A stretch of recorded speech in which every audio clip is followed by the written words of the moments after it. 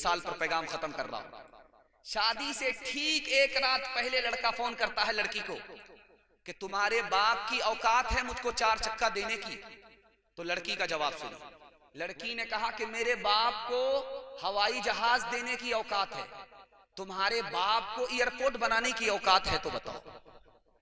اپنے اعمال بد تھے ذلت ملی، ہم کو دنیا سے کوئی شکایت نہیں۔ اپنے اعمال بد تھے ذلت ملی، ہم کو دنیا سے کوئی شکایت نہیں۔ تیری رحمت کے سائے میں سب جیتے ہیں، کون ہے جس پہ تیری عنایت نہیں؟ میرے اللہ ایمان سلامت رہے، میرے دل میں کوئی اور حسرت نہیں۔ اپنے اعمال بد تھے ذلت ملی۔